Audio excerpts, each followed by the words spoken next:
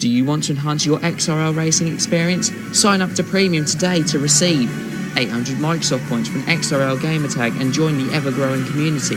An ad-free forum with a members area and additional features such as extended private messaging limits. Every stream uploaded to members' forums from F1 to F5000 and XRL Classics. A custom signature on the XRL forum of your choice. All new setup lap guides with F1 drivers such as Velocity, F1 Nige and Mr. Ice Cold Andy. Monthly prize draws with big prizes from sponsors such as GT Omega Racing and GamePod.co.uk. Pick the car you want next season with XRL Driver Priority. Premium members get to pick their car ahead of the driver draws. 10% off all store items and a free keyring when you sign up. So help support the league today and sign up for XRL Premium.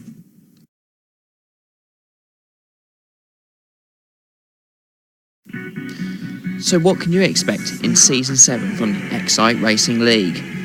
Unrivaled coverage from all 7 leagues we run, from F1 right down to Tier 6 and the F1 Classics. Watch live streams on race nights, as well as the Sunday night pre-show. New multi-Twitch means that you can watch 2 league races or points of view at once. Watch our league races on YouTube a few days after the race for non-Flash users, mainly iPad and iPhone users. Watch clips from the forums, such as overtakes of the week and any other uploads from league races directly put onto our forum page for you to watch. Join the forum discussion. Give your pre and post race analysis, as well as all the talking points from your league races, real life F1, and get to learn to know more of the community. So what are you waiting for? Watch League XRL and get the inside track.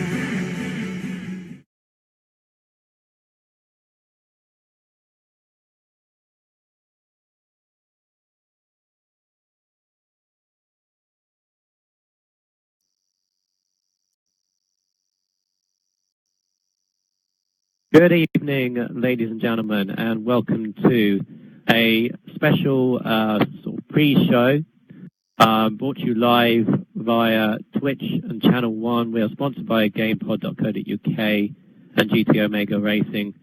This is basically an idea that me and F1 Speed, good evening to you, Speed, thanks for joining me. This is an idea that both of us have had, as we've got a week break in between Belgium and Monza, mainly for the World Cup purposes, because everybody was watching it. Decided to have a little break.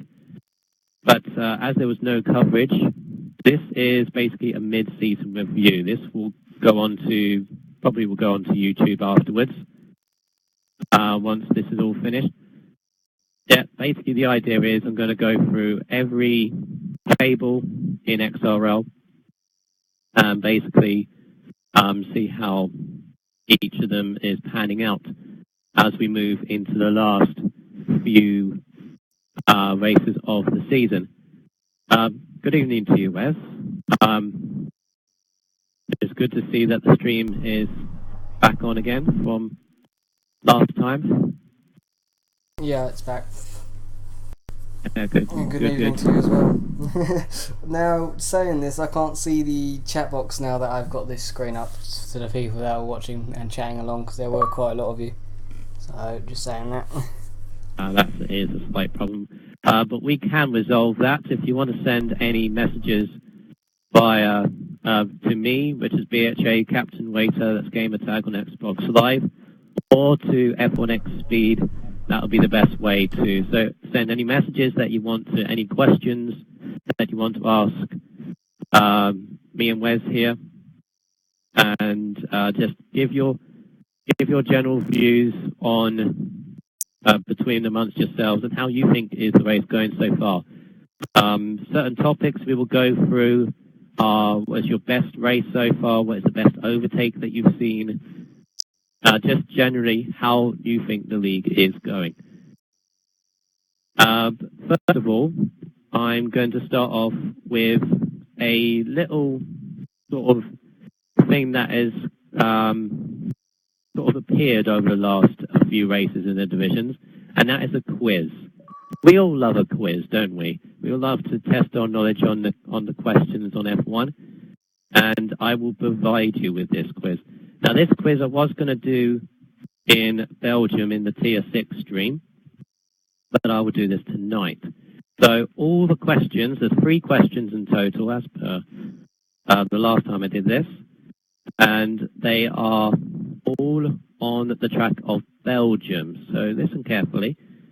I'm going to repeat the questions, of course, and then you can send me the answers on Xbox Live, or you can say in the chat box. You have until the end of the stream. This is about half an hour's time. So the first question is, which F1 driver has hated the track in Belgium, the Spa track? He quoted he hated this track because of its danger and everything else, but despite this quote has won it 4 times in a row. So which driver quoted that he hated the Spa-Francorchamps track because of its danger most likely, but despite the quote won 4 times in a row? That's the first question. The second question is, the Spa-Francorchamps track has been modified over the years. Of course, you don't have the formidable barriers on the outside of Eau Rouge anymore to contend with as massive runoff areas. So it's changed over the years, but it was much, much more different than the one we race around now.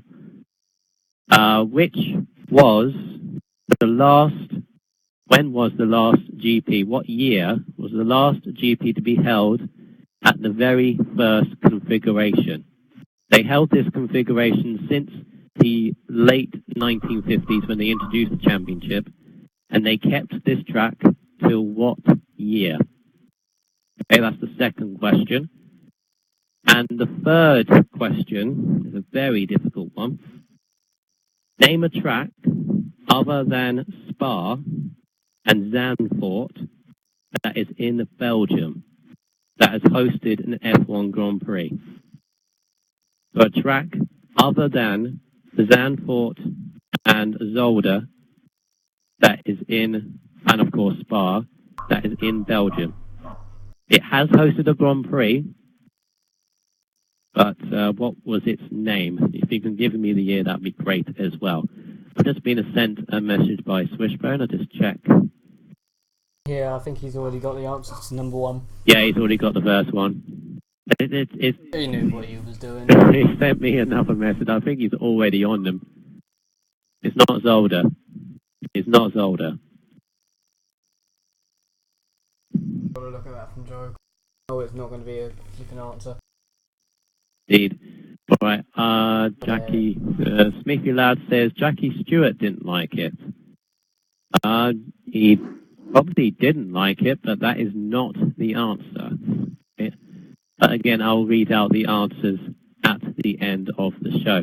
So let's get down to the main business of this stream, is the looking through the tables, and I'm just going to go through, I'm going to mention every driver and every division with various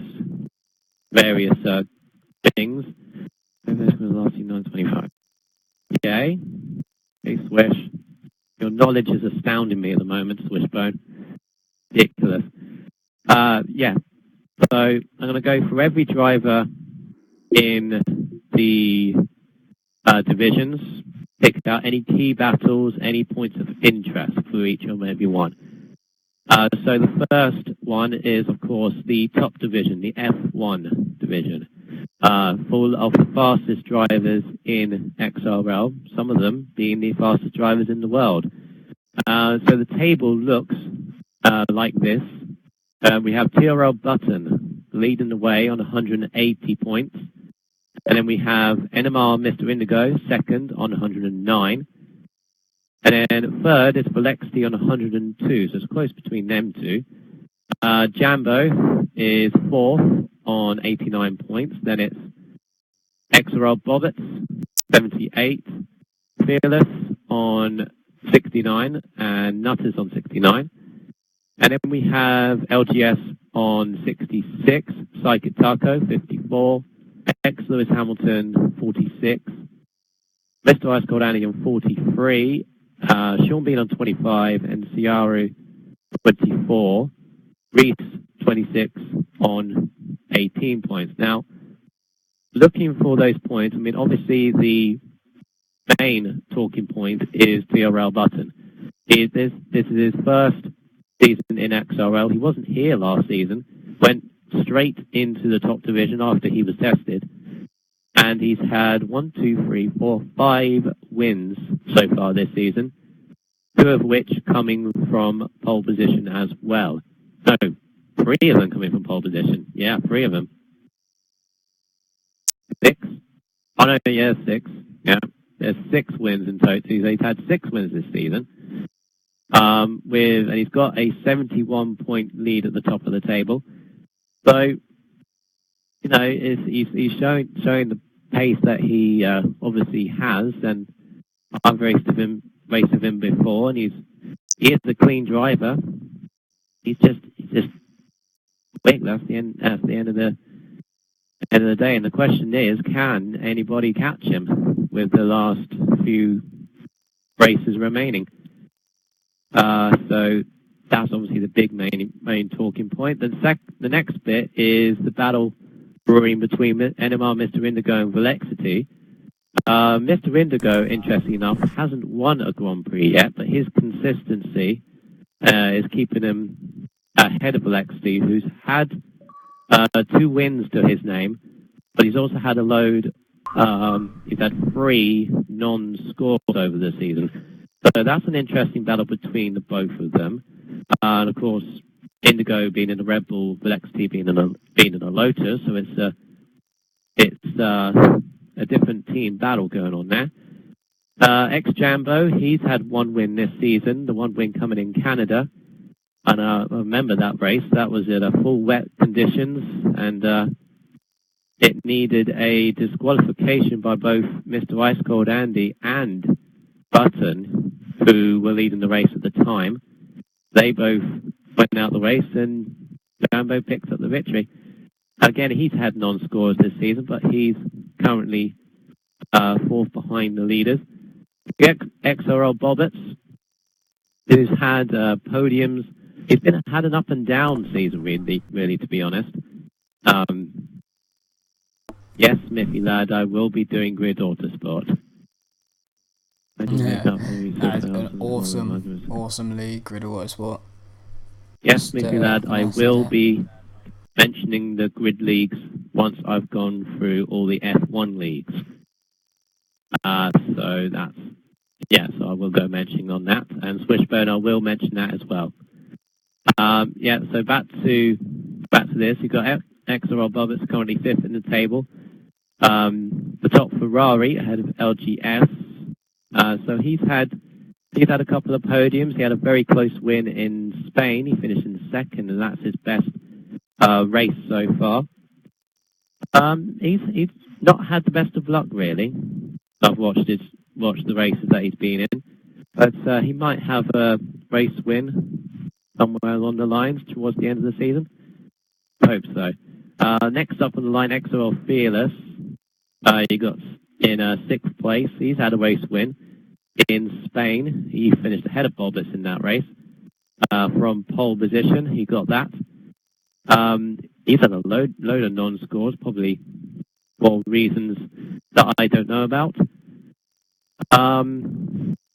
Again, they got the other drivers in. They got Psychic Taco, who mainly races in GP2.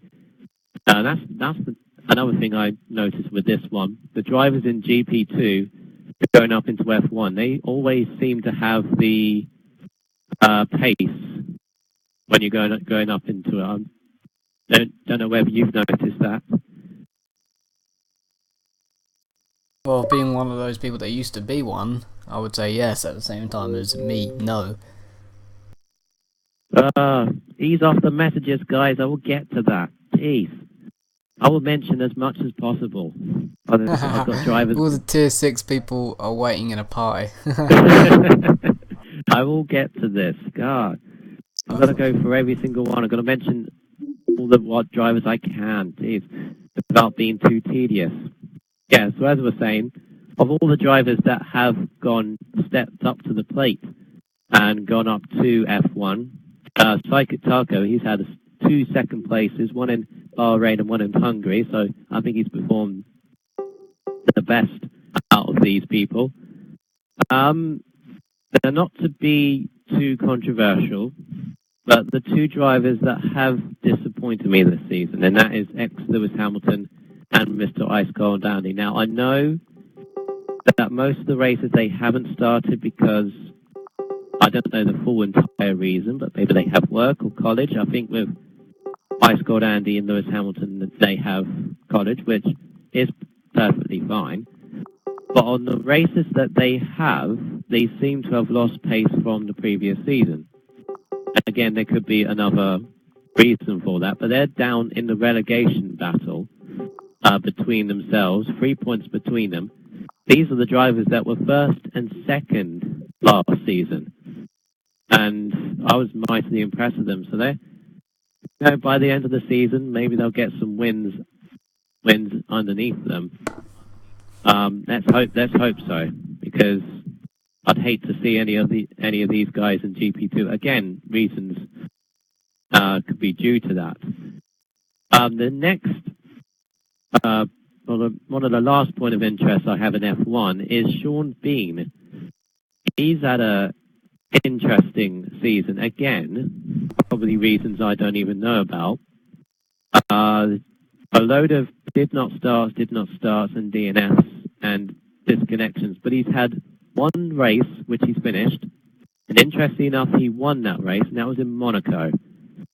That was a brilliant performance, actually. It was a dominant victory from pole position for Sean Bean.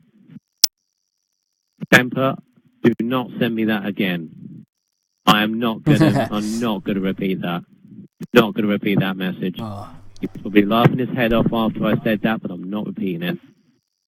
Creepy. Very creepy. Nope, I'm not mentioning it again. Yeah, so Sean Bean, he's had the one race and won it in Monaco. That's how he finishes more races left. And then, of course, you got Ciaru, the newest driver. Is that how you say that? What? I don't have a clue how to say it. Ciaru, I think Swissbone says it like Ciaru. So, yeah, he's the newest driver into F1. And he has really, really impressed all the drivers that have gone into F1. He's impressed me as well. 2 fourth-place finishes, both Hungary and Belgium. He's in the relegation zone at the moment, but I'm pretty sure he's going to be out of that by the end of the season. Temper, stop it. Jesus. I'll say afterwards where's what he's sending me, but stop sending me those messages. All right. And then rounding off F1 is Reese 26 with 8 points. He's had the one. Oh, he's had one. He's had 2 race finishes. He started in Australia, and then the only other race finish was in Belgium, 8 points. Constructors is quite simple, really. The McLaren's dominating. I like to say that because I'm in McLaren as well. They got 85 points, mainly due to TRL Button's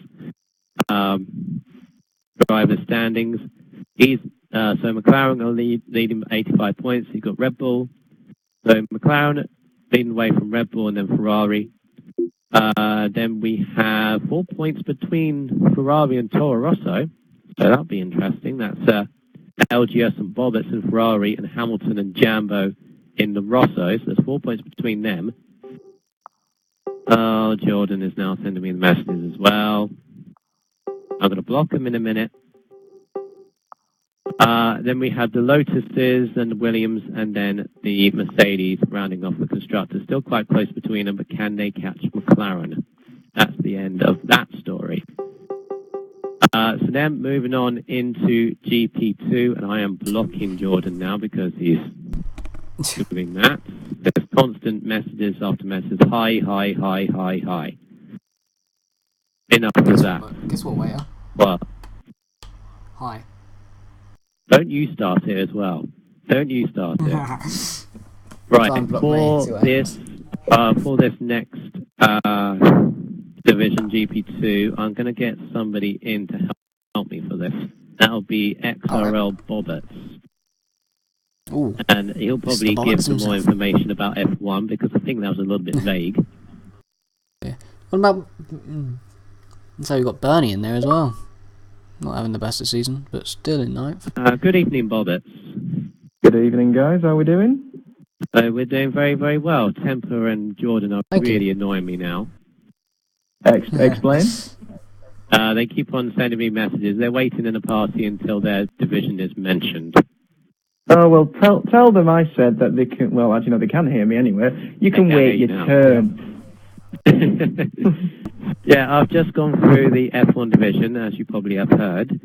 I'm feeling it was a little bit vague because I don't, know all the drivers personally. And, of course, you are a driver in the F1 division. So what would you say is the main talking points, of course? Well, firstly, you can't look past TRL Button and the dominant season that he's having, really. I think he's already got two hands on the title already. It's his to lose. I don't see him losing it. In all fairness, he's already got over a 100-point lead, I think it is. So the only way he's not going to win is if he, doesn't turn up for races or if he gets caught up in incidents. But even then, he'll make his way, through the field. So really, the biggest talking point I think after that is who's going to get second place, because you can easily look at the best part of 6 or 7 drivers who can quite easily get that. Indeed, I was looking at Indigo and Velexity in particular. What was that? 7 points between the two of them. The best of the rest. You're in that fight as well. The top Ferrari. I did say when I went to you, you had an up and down sort of season, but not the best of luck. Is that the best sort of statement to go by?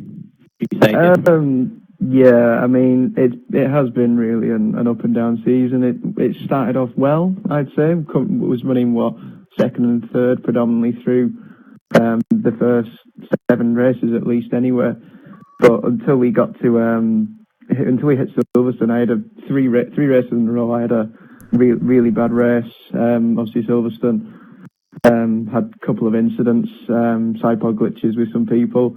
Obviously that cost me big style, and then the massive lag out. That was a first for our division, and hopefully we don't get that again. But yeah, then the following 2 races were just abysmal as well. So hopefully after the last race in Spa, getting that 5th place, it was a bit of a disappointment. I would say I was looking for a podium, but it was my strategy just wasn't right. But hopefully, for Monza in particular, which is another good track for me, I can regain some points back that I've lost. But my aim for the season, I've got 2 aims for the season now, is 1, get a win in the F1 division if it's possible, if Button's not racing maybe. And I mean, you can't look past him not to win, can you? He's just too quick. He's just too quick. Is he turned into a Vettel of 2011, 2012, 2013 era? It's possible, but then again, I don't want to cause controversy here, but I don't think Vettel corner-coded our track extended as much as what he does. Just pushing the boat out there. Spice it up a little bit. But, yeah, like I said, I want to get a win, and I want to get that 2nd place. Those are my targets. If, my targets are actually... Sorry, go on. Yeah, go on. If we move swiftly on from the fact that Button is winning, and not most people agree with it. He's doing as is racing at the end of the day. Yeah.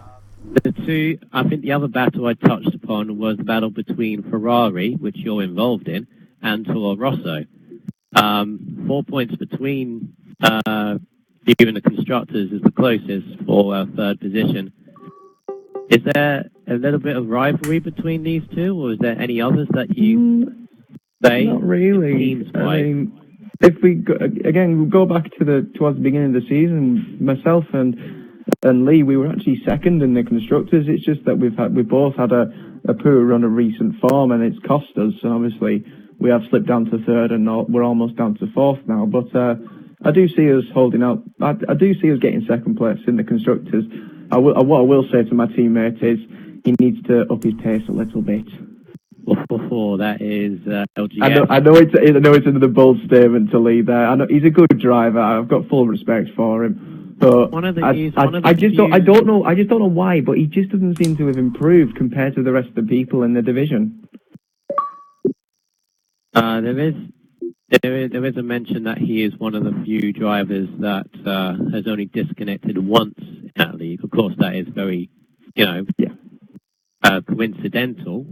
But he is the only one that has only had one disconnection, and that was in Canada.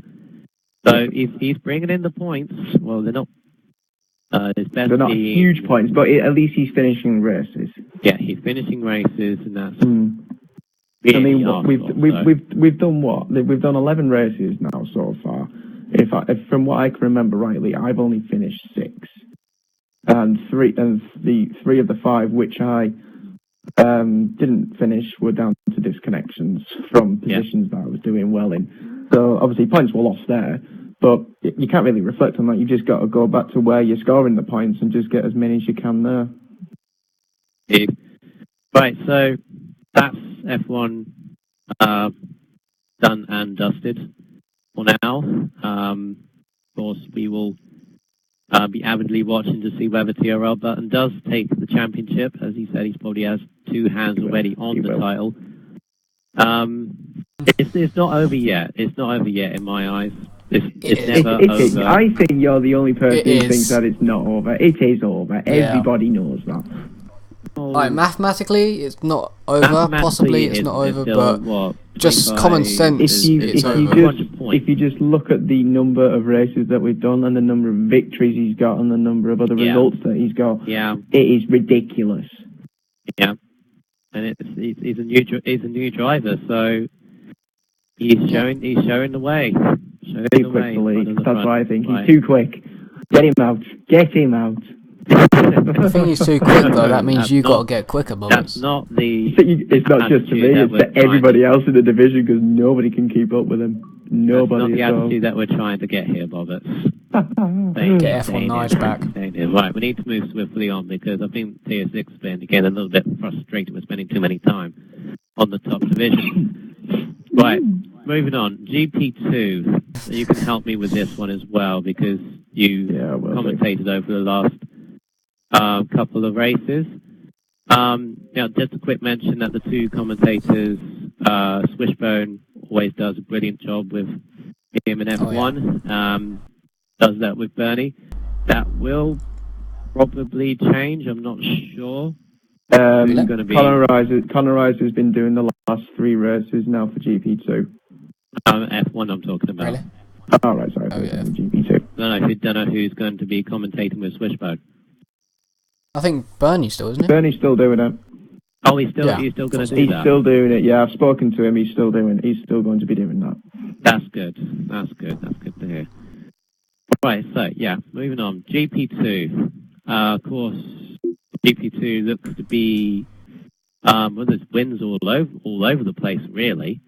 There's not one person who's really dominating. Of course, there's 1 point between the top 2, XRL Fozzie on 138 points and XRL Stewart on 137.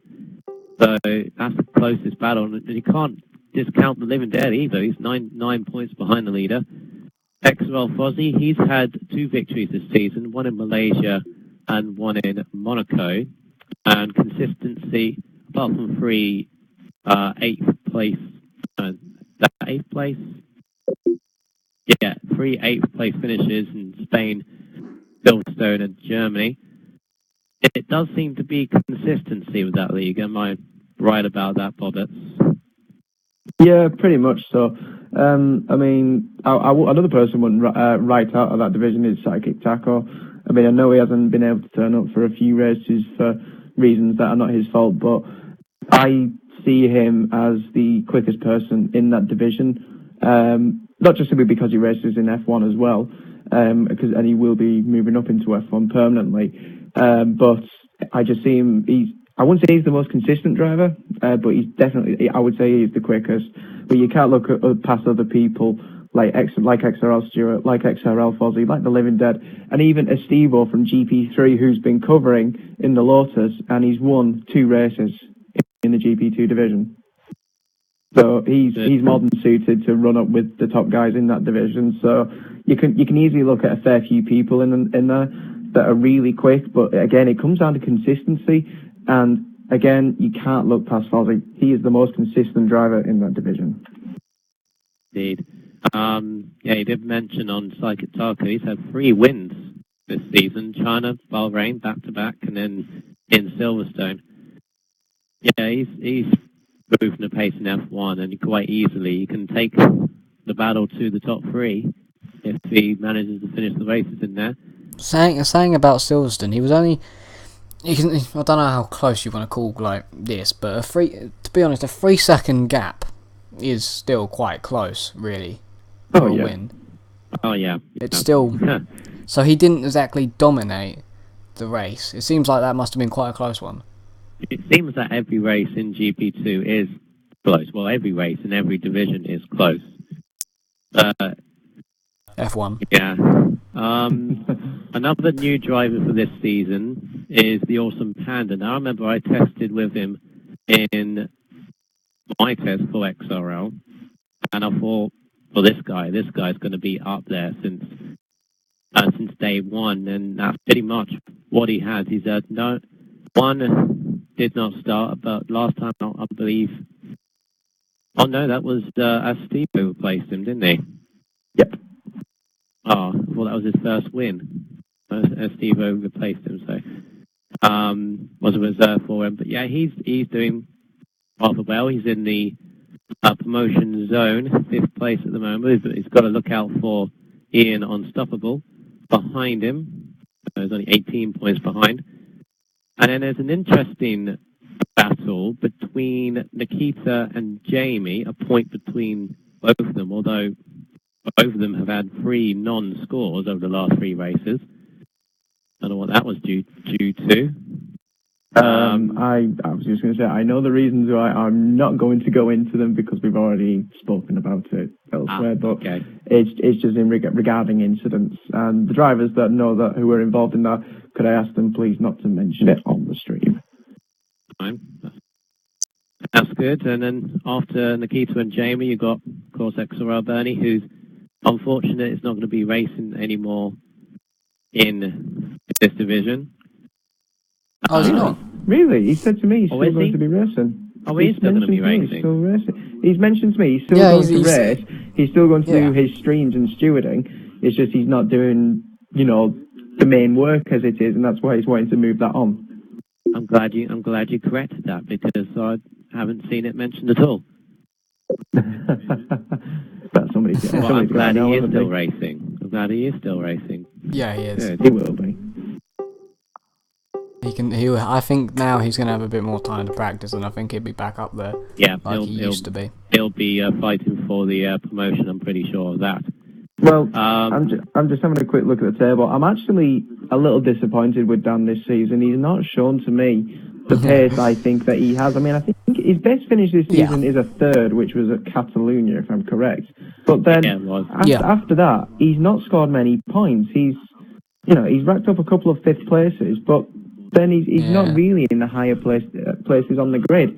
I don't know if that's down to lack of practice or if he's just not on the pace, but I just don't know. Nobody knows. And, he's 9th in the table, just above the playoffs for the relegation battle. I mean, I know the 3 people below him, which is, I believe, Magic Milk, Tom Chambers and Rusty. 2 of them came in, obviously, later into the season. But Magic Milk has already shown to me in the 3 races he's done, he can run it with the top people. So I see him actually overtaking Bernie. And Dan, I dare say it, but could be in the relegation playoff. What, for GP3? Yeah, I could see that happening. I could as well. That'd be an interesting thing. If me and Speed get promoted from F4, and then we'll be in F3 with XRL Bernie. And I'll beat him again. That is something I didn't think I'd be saying, but well, it could happen. It could. Just a quick touch on XRL Stewart. Again, he's had the the most pole positions in this league are the 4. He just sent you a message regarding that, by the way. Is that why? Yes, he did. Yes, he How did. do I just know it. I How know did you it know far that? too well. Yeah. He, this is almost turning into whoever sends me a message, I'll mention them just a little bit more. Well, I'm I not was trying to going do to mention Stuart in a way anyway, but my last question is, who do you think from GP2 will win the division? It's too close, really. I can't. But I need to go back If you up and had check to that pick again. somebody. If I had to pick The Living somebody, it Dead. would be Fozzie. So Because you're going with Fozzie, Speed's going with Living Dead. Do you know what? I'll just go for Stuart just for the sake of it and being different. yeah, I'm going with Fozzie because, as you said, it's consistency. I mean, he's scored points in every round of the season, and even though they haven't been all great points, it is what you need throughout a long season is consistent race points. Yeah, exactly. It's like Colonel Tomo, who's getting points every race he's raced. Indeed. Just a quick look at the constructors. McLaren, again, completely dominant in the constructors, same as F1. 94-point lead at the top. XRL, Stewart and Living Dead, unsurprisingly, they're best team you can ask for, really, there, I think. Two really quick drivers. Yeah, it's 2 very quick drivers. Reapers, I will get to you. Guys. Sorry. Right, guys, any more questions, we won't even ask them, alright? Keep you cool. Right, keep you cool, we will get there. So, that's McLaren, 94-point lead at the top. That's probably them constructors, champions, really. Close between Ferrari and Mercedes. That's Fozzie and Chambers, Psychic Tucker and Jamie. So that's a good battle to look after. Red Bull are sort of in between. Although, no, actually, Red Bull are 4th on 115. Then you got Williams 114 and Lotus on 113. So an interesting battle between that. And then we've got the Toro Rossos, which is Bernie and FIF Alonso, bringing up the rest of the field. So moving on now to GP3. And for this, I'm going to get Righteous Tag into this one as well.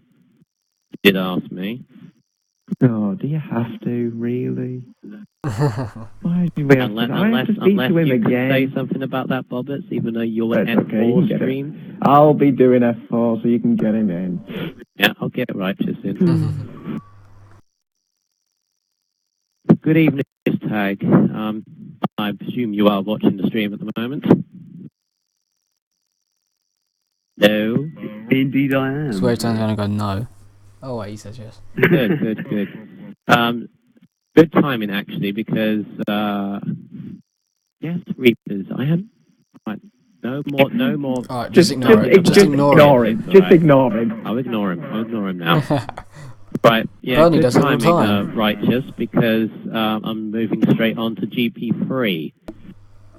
This is a league which is not as close as most of the others, mainly because of Estevo, who is going up into GP2. He's leading the way on 54 points over the rest of the field. Andy Coy B is second in the Mercedes on 138. And then you got yourself, Righteous, in third place on 103. So these front 3, you got Estevo, of course, has had 5 race wins this season, which includes the last 3, Germany, Hungary, and Belgium, all in a row. And then you've got Andy Coy, who's had 3 wins so far, Malaysia, Bahrain, and Silverstone. Righteous, you've had 1 win so far in Canada. What would you say of the top 3 battle? Of course, you're in that battle. Do you reckon you can force your way into the top 2, or is third the best you can hope for? I mean, top 2 is obviously where I want to be. I want to be in the Race Champions again. Did it last year from a place where it would be very hard to do it, because I think I was about 100 points back from second last year. Managed to do it, so anything is possible. Steve-O, he's in a completely other place. He is much too quick for GP3, and he will be moving up to GP2. Whether he races in GP3 for the rest of the season is yet to be decided. But obviously he is dominating very much, and he is by far the quickest driver. Andy, again, a very quick driver, and definitely will be going off to GP2 next year. And we've had some quick battles, and then I've just sort of been there. I've had 4, 5 very poor results, especially at the beginning of the season where I constantly had contact from other drivers. And then from China really to Hungary, I had a decent run of points, got my first win in GP3, and I've just been sort of consistent in that little period, but starting to go down again. But Italy looks strong, but the battle I'm really focused on is the battle for third with Smithical and Connor, as they're only 13 points behind. Yeah, I've only noticed that they're actually quite close to you. So yeah, really getting the points. Fit that top, really fit that from second to fifth, maybe going into that battle for best of the rest. Yeah, and obviously with the playoff places as well, it is all vital points we need to get for the next races. And then there's only a few points back to the guys that are not in the playoff zones, and they're in the safety zones. So it is very close mid-pack, but top 2 are flying away, and they deserve it. Indeed. I think really the most interesting point in, if you come to the conclusion of all of that, most interesting thing is going to be the playoffs at the end of the season. Who's going to go up and who's going to go down as well, because the battle between the relegations are looking very close. Yeah, you did touch on the drivers just off the promotion or promotion spots, and that's Rybo 95 and Speed Demon. Speed Demon is a good friend of mine. I would love to race with him again in XRL, but I'm interested. He's had a bad luck of form recently, he told me about, but he's had some good races. Got his best track coming up, which is Monza this week, so watch out for him, Righteous. Then he got a great one of mine as well. Yeah, just a quick one on Speed Demon. I'd say I've noticed him on the time trial. He's 17th in the world on time trial on Monza. He's not far back. He's not far back with quite a few of the F1 drivers. It's his favourite track. Belgium and Monza. Belgium and Monza are always his favourite track.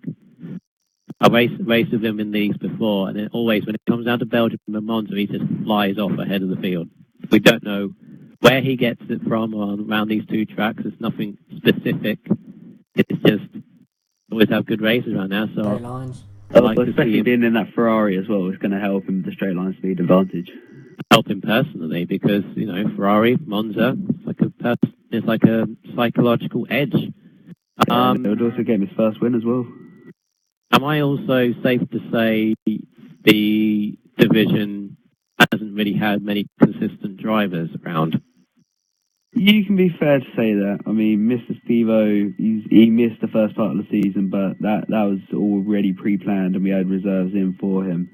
However, people like GSY Davey, Samster, Kevin, and a new guy that's just come in called Curtis, these guys have all been in later from the start, so where it says DNS on them, they probably haven't even raced.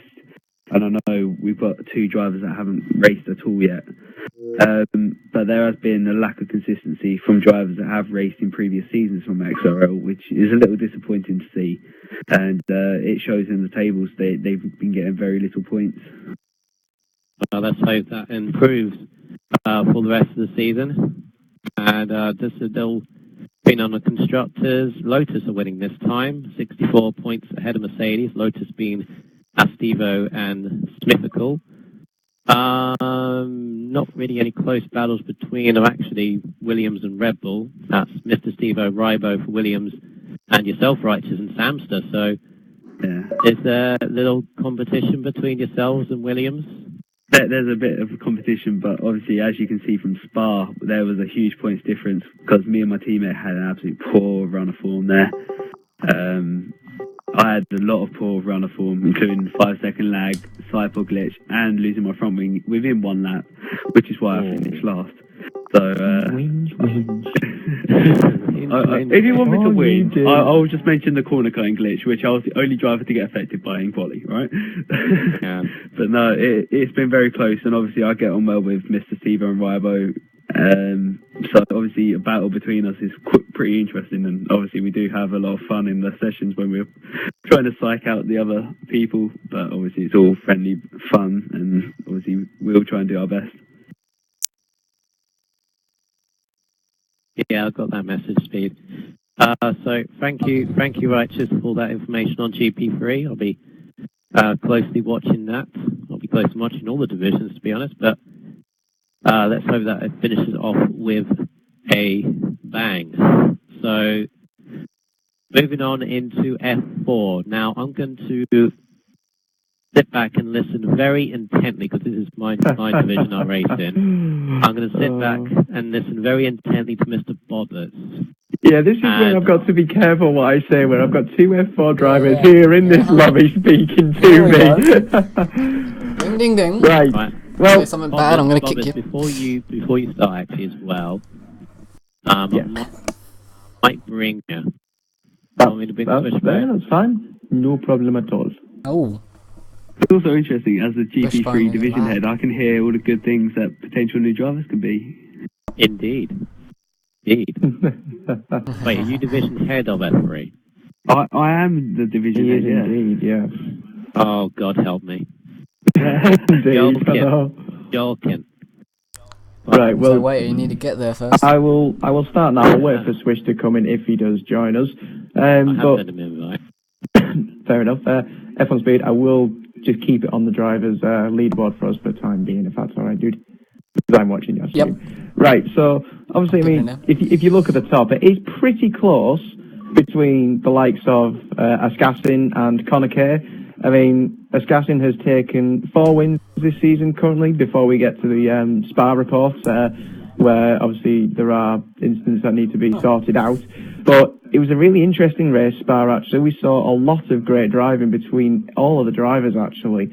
Some incidents, obviously, which did affect some people, such as yourself, F1 Speed, with that massive collision with Ryan going through Port Rouge. It was fantastic to watch, I must say, but it was also bad in another way, or simply because obviously you both destroyed your vehicles and both potentially lost out on quite a substantial amount of points, which really has cost you on points on Captain Waiter, who obviously got provisionally a 3rd place from that, and he's pulled a gap to you.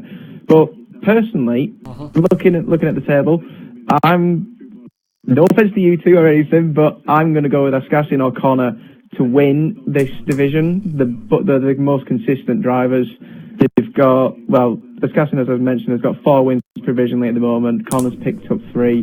There's 14 points between them currently at the moment, and anything can change. I mean, it can just take one race where one of them, can lose out so much, just like in Spa, actually, where Connor lost out big style to Ascassin. But then, obviously, this is another division, just like GP3, as Chris had mentioned, that we haven't had the consistency of the drivers. I mean, we've had, I would say on average, maybe 10 people that have always turned up into this division, but we've had some people, because of either if it's work issues or if they're just too busy. But that's endemic of all the leagues. Every division has that problem where you think that you're simply turning up and you're having drivers who aren't attending. Don't forget GP2 at Monaco, we had something like 7 drivers. So, unfortunately, that's an endemic issue that's not going away. And I think the issue that causes that, of course, is that, people's lives get in the way. And more crucially, is like the game that's currently being used, let's be fair here, is absolute tosh. The game is so poor that people have actually reached a point where they don't want to play it anymore. Just look at Smithy on 56. It took him to go back for Grid Autosport to be back in the league because the game was so rubbish. He's actually gone back to playing the old F1 2006 game on the PS3 because 2013 is so crap. What does that tell you? It was a good game, but the point is, why is that a good game and 2013, 2012 not? How is Grid Autosport such a crap game, considering it's so new? I think I can quite easily say that the best F1 game that has been out was F1 2010. Simple. I don't think there's no debate about that. It's been the least, it's been the most consistent really in terms of not having so many issues compared to such as 2013, which I believe has been the worst. Yeah. Yeah, 2013 has been really bad in the bug. It's really annoying to play offline. If you're trying to play the career, it's either Red Bull or Mercedes. There's no advancement from any of the other teams. Online is still as much of a joke as ever with 5-second lags and kicks, which shouldn't exist. It's a modern game. It's a new shell of the game. It's been recoded, and the thing is, you're getting these lags even still appearing in Grid Autosport. And the fact is, they've had licenses for games now since 2010, and we can't Race Driver Grid. It goes all the way back to 2008. And that kind of consistency is of the wrong kind. Let's be as kind as possible. Yeah, couldn't agree with you more, Rich. I think you've summed up pitch perfect there. Bang on. Nailed it. Just to go quickly back to the leaderboard. I mean, I'll mention you now, Captain Waiter. You are in third place. You've been unfortunate not to pick up a win so far this season. I mean, you've had 4 podiums so far this season, consisting of 2 seconds and 2 thirds, and then you've consistently been finishing in the top 7. So, you've got the consistency, you've clearly got the pace. I just think that win is what's lacking for you. I mean, one race in particular was not your own fault, where you lost out on that at Nürburgring. But there's 2. Let's not touch that. Yeah. No, 3. 3 actually. Australia, Malaysia, and Germany. You all know about Germany. I'm not going to go any more into that. I'm just going to move on from it. But the other 2, Australia, Malaysia. Malaysia is my favourite track on the calendar by far. It's just, and unfortunately, again, back to the point that Swishbone was talking about, the game had that corner cutting glitch that we had in qualifying, automatically retired you. We started with the race only grid. Yep. Personally, I didn't think it was the correct way to go. But you are the division head, Roberts, and that was perfectly fine. It's the fact that we tried it twice. It happened on both occasions, and we couldn't do it for a third time. We tried 3 times. Yeah, well, we did 2 qualifying sessions, and then we just said on the third. I asked everybody for their opinion on the third attempt, and I did it by a majority verdict, basically. Unfortunately, that put me right at the back. So, I mean, that's a major problem, isn't it? It's like, why you have to have that kind of thing happen? I mean, let's not forget, they could have done so many things to make it a bit fairer. Like, for instance, why don't you shuffle by most wins online or recent performances, things like that, just to give it a bit more balance. Because, you can argue that it puts the best people at the back and causes some enticing racing. We've seen in real life how much of an incident that's caused with Lewis Hamilton this season, Mercedes. Let's not forget Sebastian Vettel at 2012 at Abu Dhabi. But the fact of the matter is, if you've got the pace to be near the front, there's no reason why you shouldn't be able to plant the car there, just because the game's connection is not working properly. I mean, that's no fault of your own. But at the same time, you also have to look on the fact that, if you're doing a full-length stream, 100% distance, you're looking to finish past 10 p.m. at night. If you're resetting the qualifying twice, that goes on to 10:30, sometimes even 11 o'clock. And let's be honest here, who wants to be doing that in the midweek? Yeah, well, I think thankfully that race was only at 50%, so we weren't going past, towards 11 o'clock there.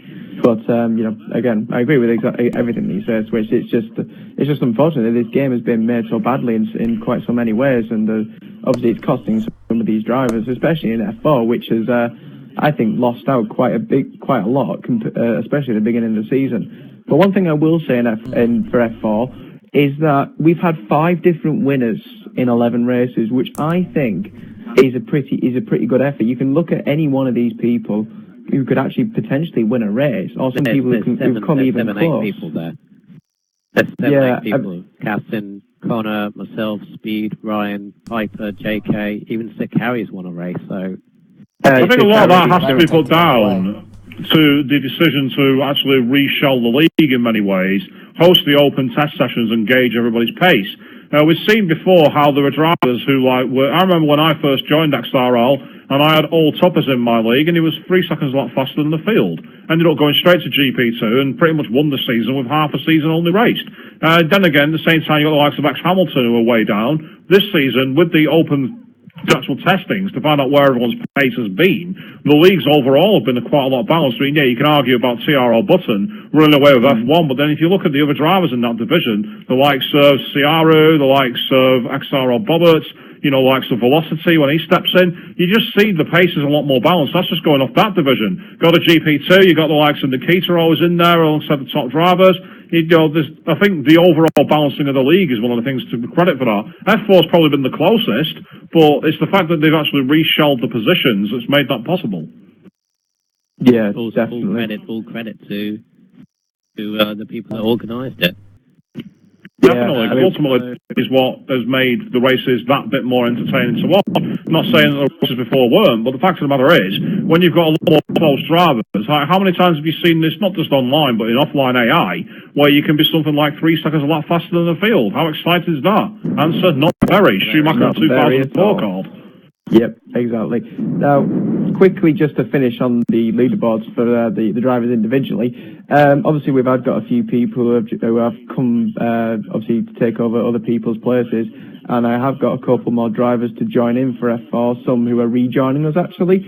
So I'm hoping for Monza that we will have a full grid, although I am aware that our current race champion, actually, and leader, Ascassin, will not be racing in Monza, so this is a perfect opportunity for you guys to all capitalise on that, closing on the gap, or even potentially go ahead if your name is Connor Kay. But yeah, looking at the promotion battle, actually, Captain Ware, you have got a 17-point gap over F1 Speed, but from F1 Speed down to Piper in 6th, there is only a 13-point gap, and that can easily change. It will. It's very close between them. That's the third place finish if the guy behind you doesn't score points. That's how close that is. It just shows you don't even have to win the race to close the position. It just goes all about the consistency of results. And of course, the Skazin not being there will be very interesting. We saw at Spa how much pace he had at the low downforce circuit. So no doubt on Monza, he would have definitely been a threat for the top of the podium. The question, of course, is who can step up in his absence? Yep, easily. I mean, going into constructors, actually, Mercedes have got quite a clear gap over the rest of the field, with obviously with Ascassin leading the championship, and Jordan, who I think has been a little bit unfortunate this season in a couple of disconnections where he was running quite high up in those races. In particular, I think Canada and Silverstone were two of them. I mean, he has picked up a few podiums this season, but he's not been on the same form compared to his teammate. So, but they do have a clear gap over the rest of the field. I believe that is it Lotus they're in second? No, McLaren are second. 13 points ahead of Lotus, who are only 5 ahead of Ferrari, who again are only further 9 ahead of Sauber. Now, that's going to be a really interesting battle, I think, for second place down to 5th. You know, there's only the best part of what I think it's 27 points actually separating second to 5th. So again, one race result can change that between those 4 constructors. And I mean, it's a little unfortunate that Red Bull are right to the back and are quite far behind, but obviously they've had a problem with their drivers. But yeah, that's going to be a really interesting battle, and it's going to change throughout the season. But I do see Mercedes holding it out for the top division. But yeah, I've been really impressed with you guys in F4. Actually, on the whole, you've been fantastic, and I just want you to keep up the good work. Especially watching and commentating on Spa last week was, I think, one of the best races I've ever seen in terms of overtaking and the amount of action that was going on, and I think Swish would completely agree with me on that one.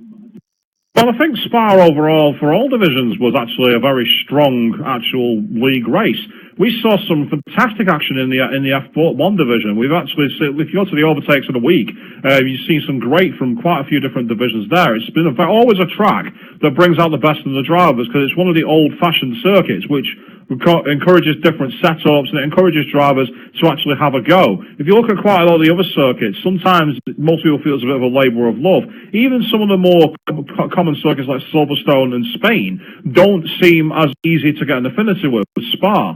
So all the divisions have done absolutely brilliantly at Spa, and hopefully Monza will follow suit. But as for F4 certainly had a hell of a lot of action, but so did the F1 division from what I saw, and what I saw GP2 did too. So you got to give credit to everybody. Indeed. Yep. Well, we need to move on to the next division, which is F5000. Gravedigger, currently XRL Gravedigger, leading the championship at the moment. Another championship leader that's had one win so far, and that was the very first round in Australia. So, again, he's had consistency apart from the non-score in Bahrain. 1984. Winner of that championship didn't win a single race. Yeah, that just goes to show it's all about Lauda. consistency and results. Yep, Nicky Lauda. Keke Rosberg also won one race and won the championship as well. I believe so, yeah.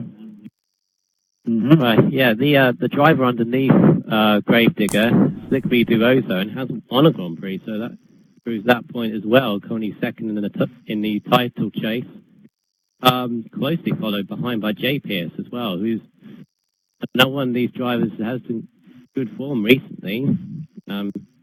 Got Tucker on 104 Harley right behind him as well. Well, 10 points behind him.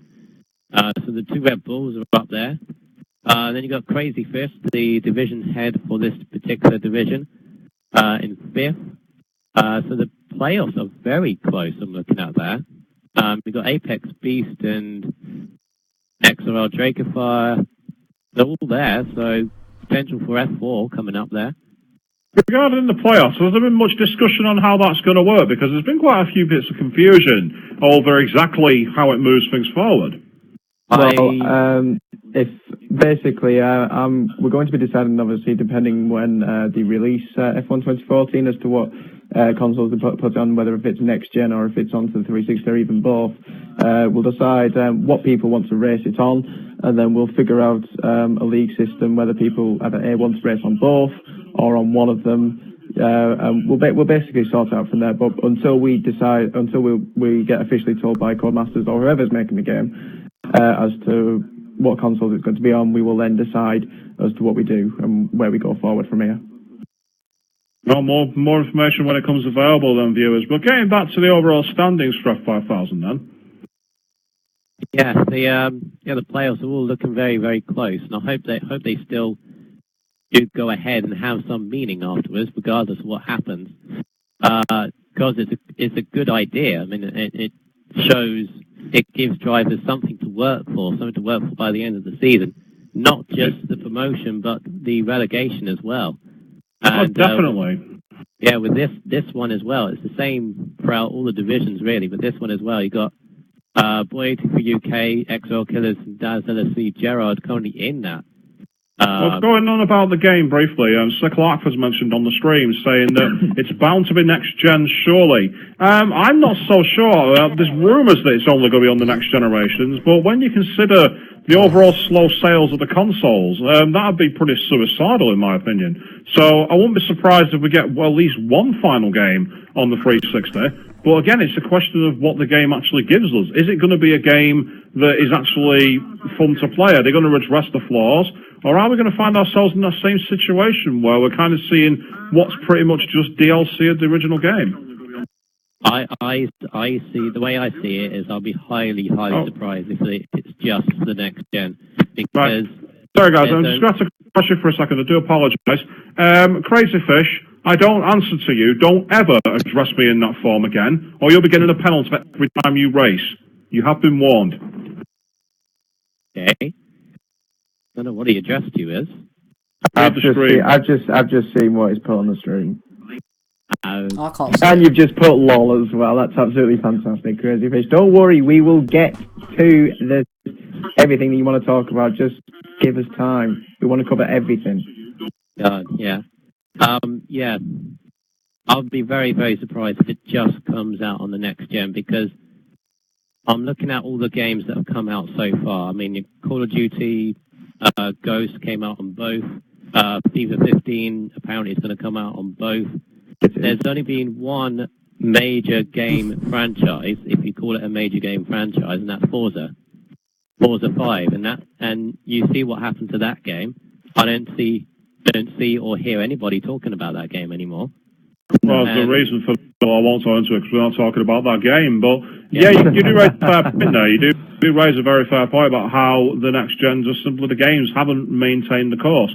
And I think part of the reason for that is overall disappointment, because the new gens just haven't captured the imagination. And that's why I agree. I think it would be suicidal if it only stayed on the next generation. So I expect it to be at least one final hurrah for 360. I was like, do Codemasters even have the technology to make a game for the next gen?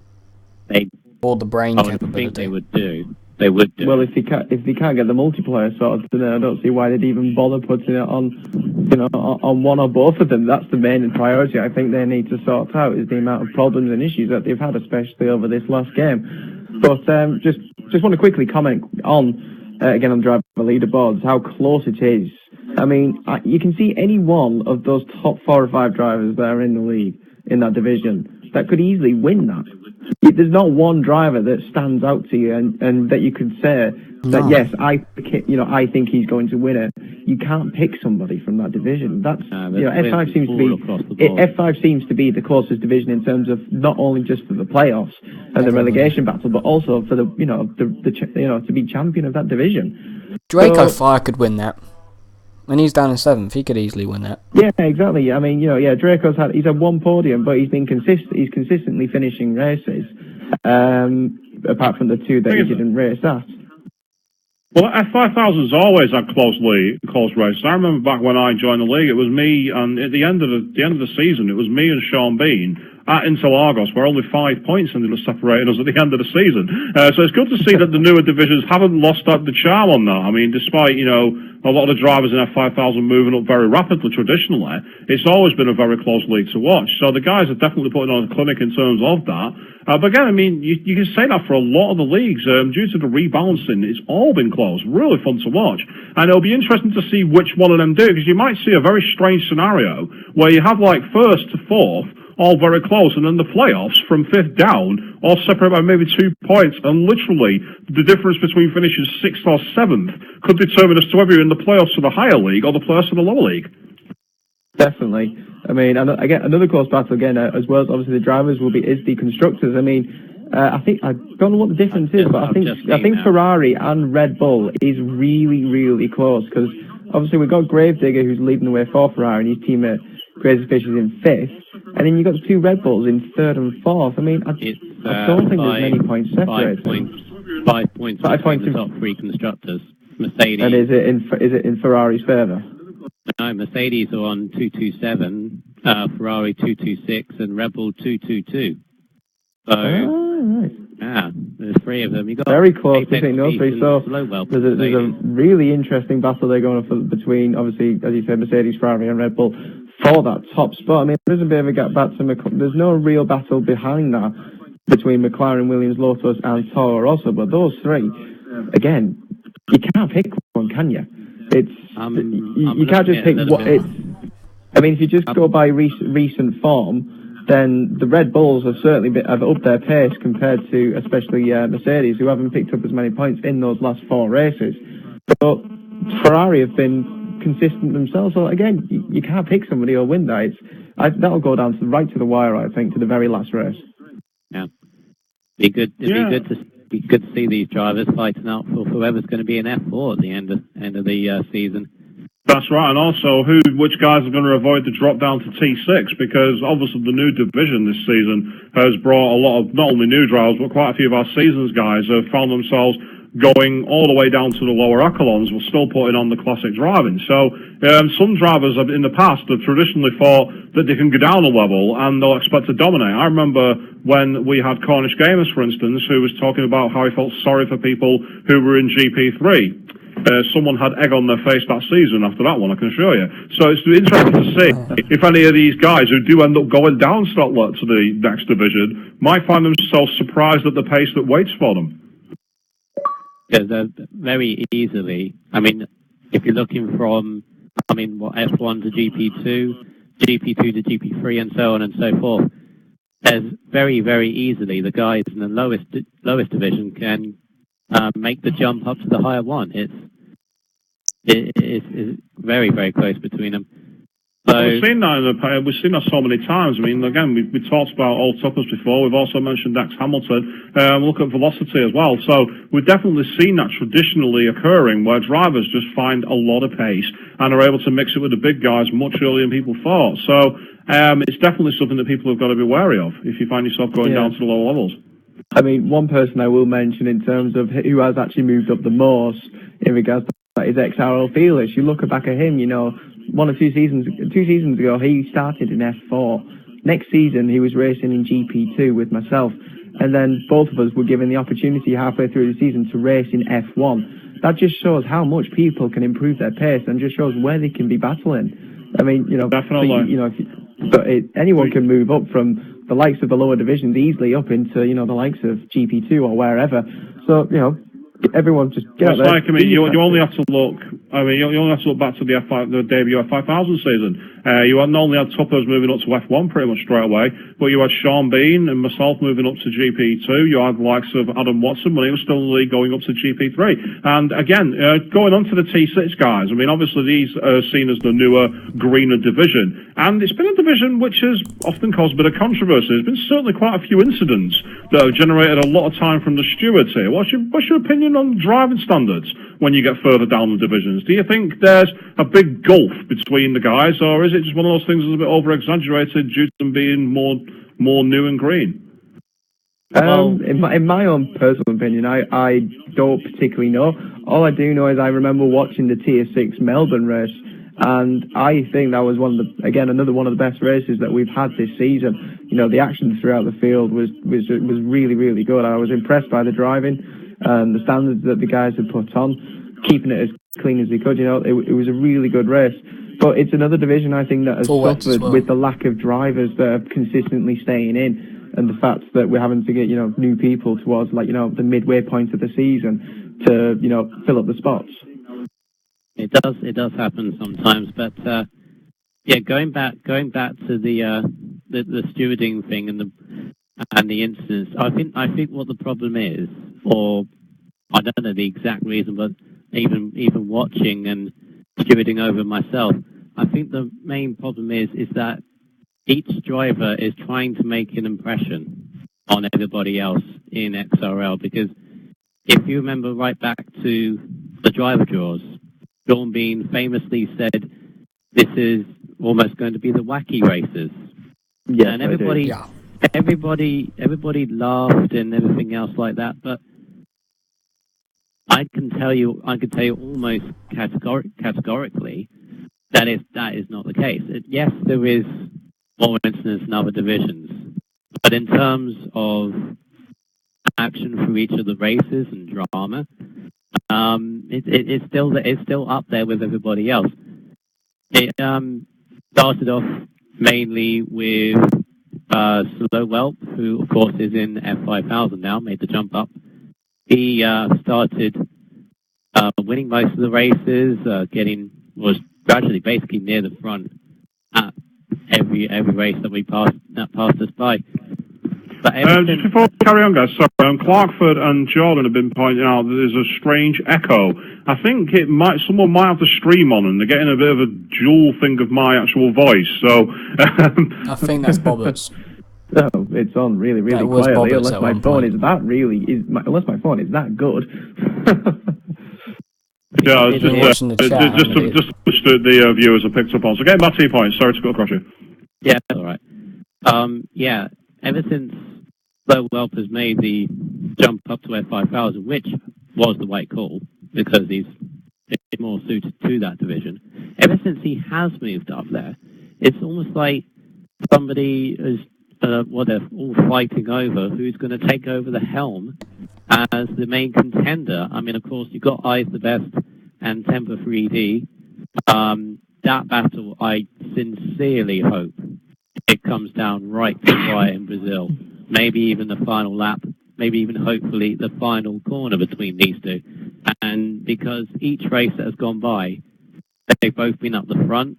They've been trading wins and seconds and podiums between the two of them. And of course, Temper had a below par performance in Belgium, only got 8 points, whereas Eyes the Best got second. for his race, regaining the championship lead. Is it the only? No, there's more than this division that has two drivers going to be battling down to the end. I do hope this carries on to the end of the race, end of the season. Unless Flash Student makes some pace, because Flash Student is third in the driver's title, he's got to get a win underneath him to challenge the top two. That's another driver that really should have won a race, but hasn't, due to bad luck and all that. Craig Senna, he picked up his first win in XRL in Belgium. He was a new driver that we found, that we brought into in Malaysia. He was a reserve in Malaysia and got fourth on his first race. So Third. Oh, third. Correct me wrong. Yeah. He's a new driver that's impressed me. He's always had the pace, and he finally showed it with that win in Belgium. And other than that, I mean, they got the playoff battles is still between them. Brutal Reapers has had some horrible bad luck. For the last 5 races, he's disconnected from each one of them. Right. That's where Brutal Reapers is from. Okay. I best not say any more on air, but I don't know if he's going to stick around for much longer. I can't really say much else at this moment. But looking at the results for T6, there's a lot of people who've either not started or finished at all. It's a huge cluster. Even in the top echelons, I mean, you've got Temper, who's had a couple where he's DNF'd and DNS'd, and then you've got, looking at Craig Senna, who's in 4th place. You know, he's had like 5 races where he's either not even made the start or made the finish, and yet he's up in 4th place. So it just shows you how these drivers have really been struggling to make the flag. And that's probably the reason why I's the best is up there. I mean, yeah, he's got his 2 race victories, and he's got other podiums throughout, so he's definitely got the consistent results.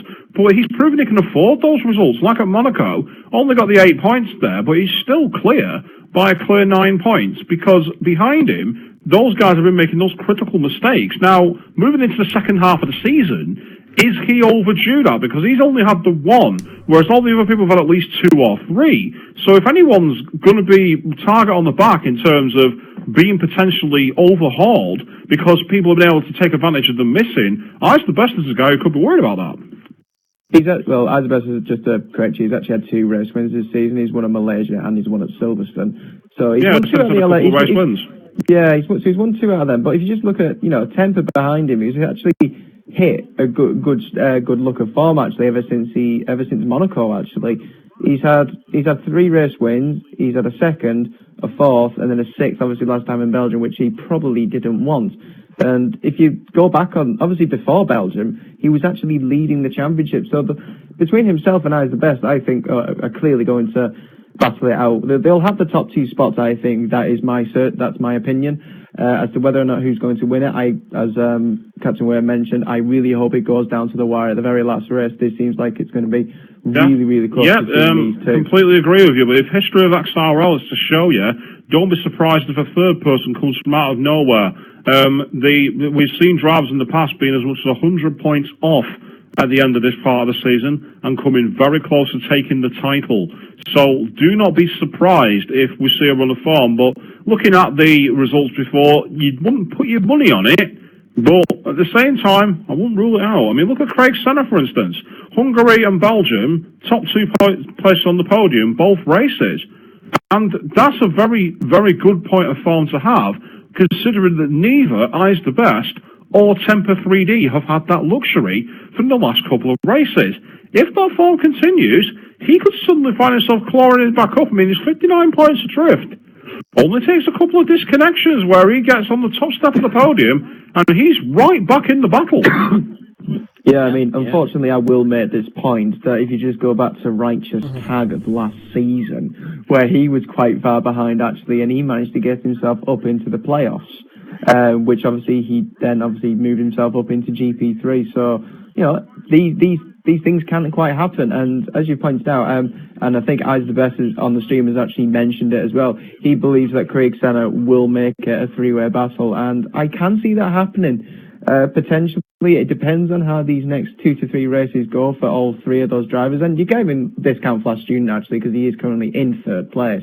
But I just don't think he's had perhaps the luck compared to the other 3 guys. And I know Craig Senna has missed a couple of races, whether it was through disconnection or if he was busy. But he clearly has the pace to be in, running the top 3, being on the podium quite easily, I would say, in that division. I'd just like Smithy was saying that he's almost won the title before he's called into conduct another driver, so I'm not going to say much there. But yes, I remember that season. I remember that one, Smithy. It wasn't hilarious at all. I really did feel for you on that one. He said that was laughing. Looking a little bit further down, the tables, of course. I mean, you can always talk about the promotions from Tier 6, but I just want to touch on one particular driver who last time out got a 5th place in Belgium. That's Colonel Tomo. Now, since the beginning of the season, he's had, his best place was 8 points in Canada. That was a good race for him. Other than that, he's had 9ths and 8ths and 9ths and 8ths and a shadow of improvements. But then he comes up to Belgium, and I think for him that was one of the best performances he's had throughout this season because so far. And I hope he does improve from that. He's one of those I think he's the most improved driver since the beginning of the season. He had a small shout of a podium in that race. Here's a question I want to ask, though. You're speaking about drivers at the bottom of the field. You do make a fair point there, talking about Tomo. And if you're looking at his results, aside from the 6th place that he had at Canada, as you've already mentioned, and then behind that he also finished his 7th at both China and Great Britain, he's been literally right at the bottom cusp of the points overall. He's finished 9th 3 times, he's finished 10th twice. But again, that's a good point scoring run. But what I want to know is, GPR Delta. I don't understand why his name is even there, because this is a driver who's got the unenviable record of never making the start line. That's something I've never seen before. The reason he came in is that he is a new driver, basically, and basically it's down to the division heads whether or not they want to put down them as a did not start for those races, or if you just leave it blank to show, as I've done for the F4 division, that if they haven't raced or they weren't in the league at that point, I left it blank. And then obviously when they have come in, you do put obviously their relative positions as to where they finished, such as Flame Dragon, actually, who's raced now the last couple of races. I've just left it blank for when he wasn't in within XRL. Obviously we're very thankful to have him with us, and he's a really quick driver in F4. And then obviously when he has raced, unfortunately he has retired because of his internet issues that he does have.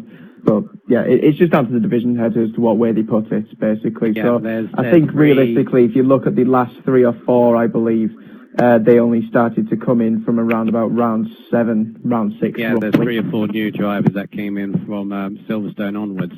Okay, fair enough. Pauli, F1 King, Millerman, and Delta. For reasons that, I can't really go into for obvious reasons to do personally, but we all have to carry on. We have to bring in new drivers if people drop out for various reasons. I'm on that. You did touch on the very first race, Bobbits, in Australia. That was the best race in this division.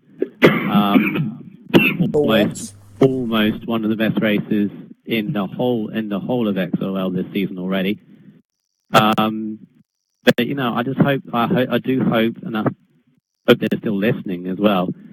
I do hope they carry on providing good racing and good drama between all of them. Of course, don't take it too over the top, because you do realise you still got to spend all the time on the stewards, and the stewards swim afterwards.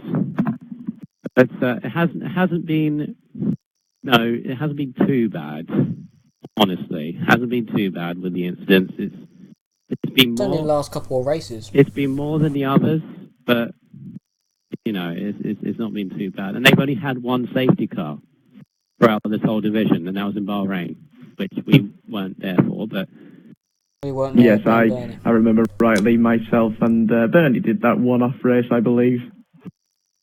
Never again. Yeah. You can have your boys back, don't worry.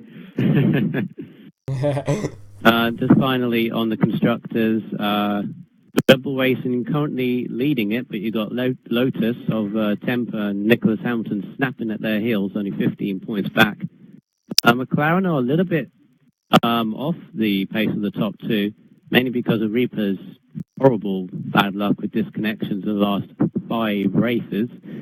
And then you got the Williamses of Ninja and Delta, much improved teams so far. 3 points ahead of Senna and F1 King and the Toro Rosso. The Toro Rossos, I think, will be challenging for third place if Senna's results or Senna's form or anything to go by. And then you got an interesting battle between the Ferraris and the Mercedes for the wooden spoon of all the leagues. 2 points between them at the bottom of the field. Yeah, I just do hope it carries on until the end of the season. They've provided some entertainment for me and Wes, and well, interestingly, F1 Original the question on the stream. I'm not sure what the answer to this is going to be, but he wants to know who got the fastest lap around this week's races at Belgium. That's a tricky one. Him. It's a trick question. I think it's him. Yeah. He's trying to rub. He's trying to rub salt into the wounds, basically, to the other drivers. He's trying to out of every division. Joe, wait, Guess who's in the league and who's not? That's going to rub some salt back to him there. Yeah, I mean, the thing is, you have to bear in mind that the higher divisions, as far as I'm aware, not certainly afforded, ended under rain, so you're not going to get the fastest laps when you're in that situation. So, it's still a nice thing to have. Every driver wants that feather in the cap, setting the fastest lap and being the one who's done that pace over time. But at the end of the day, it's a marathon. It's not a sprint. Some of the best drivers in the world have not had a great record for fastest laps. I mean, Jenson Button's a world champion, and he's not had as many fastest laps as some of his contemporaries. It doesn't matter. He's still a world champion. Exactly. Good job. You can put that over the drivers in the grid. One thing I will say quickly to everyone within XRL who is listening on the stream or is going to watch it back, I want to thank everybody so far, obviously for the first 11 rounds that we've had, and obviously I hope that obviously the second half of the season keeps the same standards as to what we've had. You know, we want to see good racing from each of the divisions, from F1 to Tier 6, and even the Classics and our new Grid Autosport League, which we will talk about quite soon. I believe we are. Yeah, we are. We're going to Classics and then to onto Grid. Fantastic. So yeah, guys, keep up the good work. Everyone's doing a great job. And as I said, any information I can come up with as soon as possible for you. When I find it out, I will put it on the forum for everybody to look at. Here's a quick question for Swishbone, because I know that you love like endurance racing, don't you? I do indeed. Go ahead. I think there's something like a poster on the website about a 4-hour or something on Grid Autosport, I think, to do with endurance. If someone wants to do a 4-hour endurance race on Grid Autosport, are you having a giraffe? I think so. Have you seen the tyre wear on that game? There's no pit lane. There's like getting your tyres to last 4 hours will be an absolute bloody miracle. You can't last them about 8 minutes on that game, not unless 4 hours. But one of my friends is not part of XRL in any way. He actually messaged me on Twitter and said that the endurance race is terrible. He says the cars handle like drift cars, and the actual tyre wear is worse than F1 2013. Ouch. That's a burn. I would actually agree with that, especially the fact that you mentioned there's no pit lane in it. I mean, if you have like a horrible start, somebody online hits you up the back and 100 miles an hour, breaks your suspension, you can't repair it. Exactly. I mean, I hate to draw comparisons to old games, but you could race endurance races on Gran Turismo 4 on the PlayStation 2 online, and you could pit and change your tyres. We're 10 years on. Why can't you do it? Because it's too much for them. They don't want to go into the modern generation. They want to say, oh no, we're not doing pit stops. Welcome back to the 70s and the smooth sound of Grid Autosport. It sounds like we're listening to Smooth FM radio, then we're actually talking about... Oh, as they all lag out, that's brilliant. That is funny. Oh wow. Right, actually, I'm just gonna get rid of the table because I want to show you people. Because as I've lagged out, I'm just gonna quickly step out of like professional zone and show you some. Hashtag King Tomo. God damn it. There Anyone we else get go. flooded? Anyone else get Hey. flooded with hashtag King Tomo? I've got No. hashtag King Tomo everywhere on my comments now. Comments. Oh yeah, I messages am now. as well. Yeah, brilliant. Right. Well, should we just get Hashtag those four King now? Yeah. I was actually going to get Righteous back in because he's the best person to talk Oh, what's the about matter with that? the classics. I'm blaming Lee because he came in last. Yeah, I think it's his fault as well. Yeah, as soon as you joined, everything goes wrong. Shame on you, Lee. Anyway, enough You of and that. your Carry on. connection. Oh, blame me, why don't you? The stream to 720p. I'm not blaming you. I'm blaming Lee. So carry back on then with the classics thing rather than getting distracted. Yeah. Well, And I think the best person to go on for that classics is Righteous Tag. Welcome back. For that so kind. massive lag out that we had just now. So, what can you say about the XRL Classics? I've raced in it. What can I say about classics? Well, at the start of the year... Don't you dare. If you use the joke I think you're doing, I will slap you. No, classics has been a very interesting league. Obviously, we had a lot of new things implemented for this season. We had a lot of drivers that didn't participate in the first season, which we have in the second. Unfortunately, some of them have dropped out. One of them, which was Mr. Ice Cold Andy, unfortunately. But some of the drivers that don't race in the 2013 leagues racing here, including Mamet Depay, is currently second in the championship. He's been very good. I'm lucky not to win a race of yet, but it is very close between the top guys in the championship. I've just noticed that I'm actually fifth. Not surprising because I've had 3 DNF, but the fact that it's so close between second, there's only 6 points, 7 points between us. And LGS, F1 division driver, he is very quick in the classics. Obviously, he's looking to be champion, which will be his first of the classics. He was second last year to F1 Nige. But it's been a very good season so far. Obviously, we got the next round of cars coming up for the next race in Belgium. And then we've got one final one, which will be for the Spanish Grand Prix at Barcelona. Quick question regarding the classics thing. On the website, why are all the team names so bizarre? yeah, I've been looking about. I mean, what we got? DTM, we got DTM. That's what she said. Dream Team, hot and ready. What's going on? I think DTM Source. FC, I believe, is in relation to Psychic Taco, perhaps, is it? Well, Yes, I was right. basically... Apple sauce, well, maybe Mamet de Pet and it's guessing like, not Pascal. Nah, I'll tell you the story behind the you like team apple names. sauce? I'll tell you the story behind team names.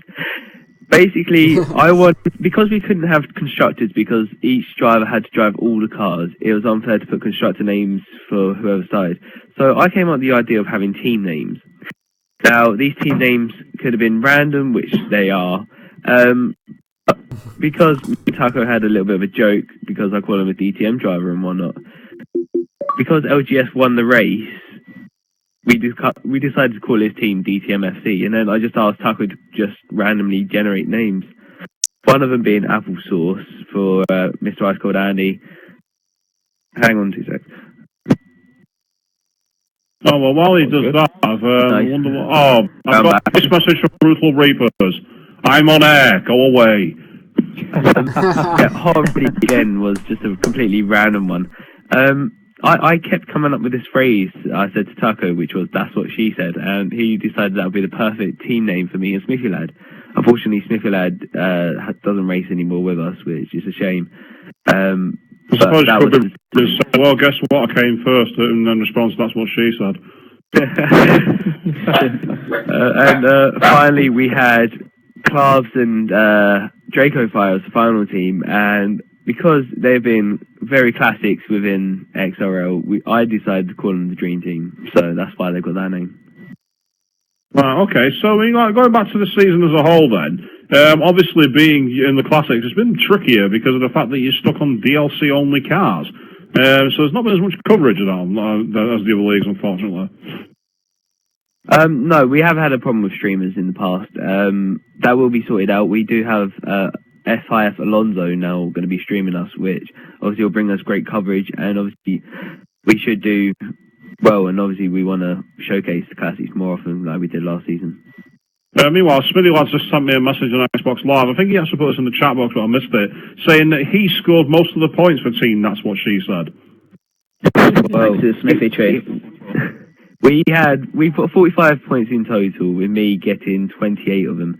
So that roughly means that I've scored 3 more points than him.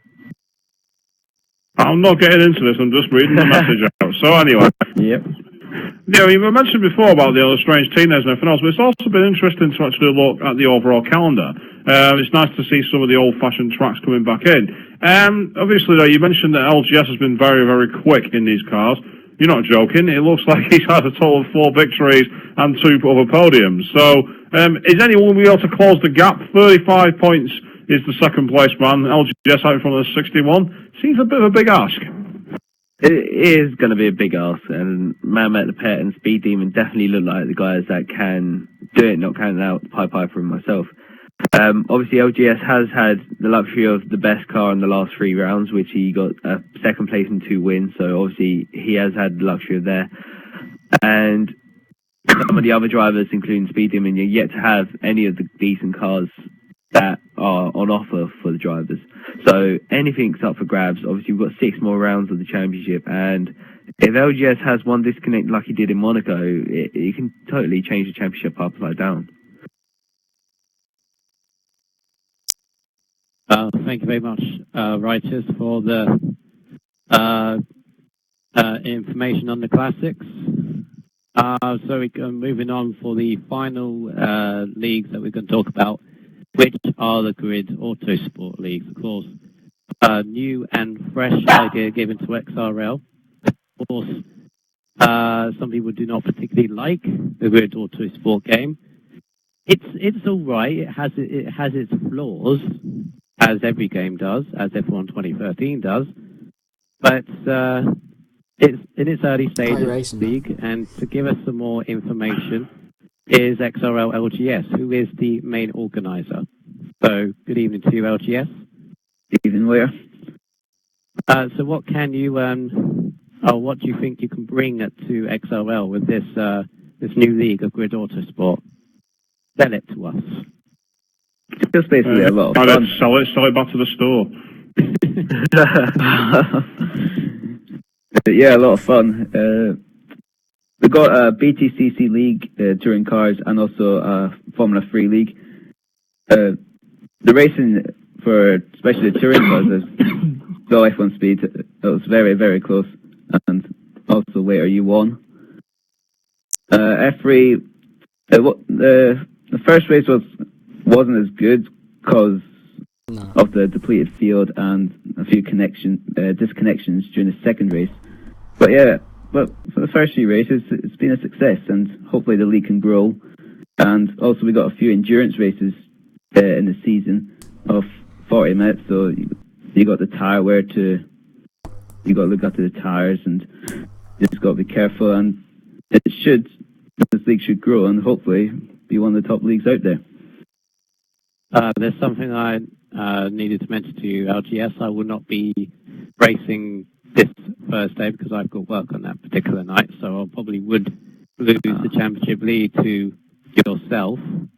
Regretted teeth, I would say that. But yeah, I've enjoyed the racing so far, as has Wes. Wes is only in the F3. Oh yeah. So awesome. Absolutely awesome race. Yeah, and he provides the videos with his own highlight show on his YouTube channel. He does do Tier 6 highlights, which he commentates, and the F4, which he races in. Does a good job of that, so make sure you carry on with those. And Yeah, so yeah, I'm looking forward to the endurance personally. Don't know what the tyre wear is going to be on 40 minutes. Never tried it. Tried it in 8 minutes. Can only just about get the tyres to do. So that's going to be. I don't see the effect of tyre wear. I don't feel any effect. I don't even see any graining or nothing. I didn't even know there was tyre wear in the game. It's not graining. It's grip. It's overall grip. You will notice, especially in slow corners, you can't get the traction down. They just spin up and spin up and spin up, and then it just gets worse. Again, it varies from track to track, but yeah, just hope the excitement carries on in it, and you do run it very well at GS. Not trying to be a sucker, Yeah. I think. So the race, if the F3 race is interested, was great. if anybody is interested in joining, just contact LGS, and I'm sure he can fit you in one of the two leagues if there's space. Yeah, I think there's one or two spaces, but mainly we need reserves and also a couple of drives for the endurance races. Right, so that provides me the last thing, or actually one more thing just to go through. I just very, very quickly, I'll go through each and every one of you as you are here. Just not thinking too much about it, what is your best race that you've seen so far this season in XRL? Going to Bobbits first. Why is it always me first? Because you're behind me in the past. Because I'm the top one, yes, I know. There's so many races you can choose. There's so many you can choose from in each of the divisions, but if you have to go for a general, each division as a whole as to which track was best, you can, as Swish mentioned earlier, any of the races around Spa were fantastic. As we've already mentioned, go back to Melbourne Tier 6, go to F1 Bahrain. Yeah, there's quite a few you can choose from, but if I had to pick one, I would actually go with the F4 division at Spa. Yay, I was in that one. Same. For not the whole thing, but some of it. You were part of the drama. Exactly. I was part of the excitement. Be grateful in that. Swishbone, I must say, I absolutely loved your commentary on it. I watched it so many times back over. Who did? No, it was when we did the XRL overtakes of the week, and somebody, I won't mention his name, I know who he is. He put a comment saying about Swish was getting too pretty much exaggerated because it's just a game. But the fact is, I put a comment saying well, at least we've got a full-time commentator and steward with us who is willing to stream our own division league races with him, through his own time. And, I think it's great that he can put different, his own different opinions and feelings and whatnot towards that, which give it a better feel towards everybody who's watching. So, whoever that guy is, I just think he can stuff it up his jacksie, and we don't need to care what he thinks. Indeed, he can just go away and all that. I'm not really good at insults anyway, so. Don't worry, I've got plenty. Right, so that's F4 in Spa and Bobbits. LGS next. You can choose Grid or Classics if you want to. What is your best race so far? I'll probably just pick the first race of the Grid Autosport BTCC League at Brands Hatch Indy Circuit. It was the most fun I had all season. Not just that one, it was just so much fun, especially the race. Shut up, Robert. Only won by like 2 seconds. So, but yeah, the race was so close. Shut up. Did any of you know that Nike Codemasters actually streamed another League of Leagues for the PS3 version of F1 Yes, 2013? I've been getting emails from them every time that they're going live on stream to say that they're doing that. Oh dear. But yeah, the race was so close and. Right, so LGS has got BTCC from Grid, Autosport League. Where's your beam? Alright, can I pick two? Because one's in the Grid Autosport, one's in the F1 side of things. No, you can't. Well, yes, you can. Bahrain F4 was the best in F1 2013 history game, and Grid Autosport wise, the battle with Smithy Lad in race 2 of the F3, where we battled for 16 laps all the way down to the end by about not even a second at the finish. And meanwhile, Master Roberts will be noting down a penalty on F1 speed for ignoring the stream rules tonight. Exactly. Yep.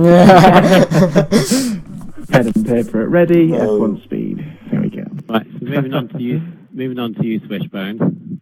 Of all the races that you've seen and wonderfully commentated on, I must say, what has been your favourite of any? F1 Hungary. That's a good call. That's interesting. Really good call. Very good call. That was the race where there was a lot of action all throughout. I mean, it was unfortunate it ended in an anticlimax with the clash between Ice Cold Andy and also between Searu, but, you know, it was ultimately still a good race all round. There was a lot of action throughout the field. A track that's normally quite sparse and boring to watch, so great advert for the league. Yeah, I knew you were going to mention that. I just knew it.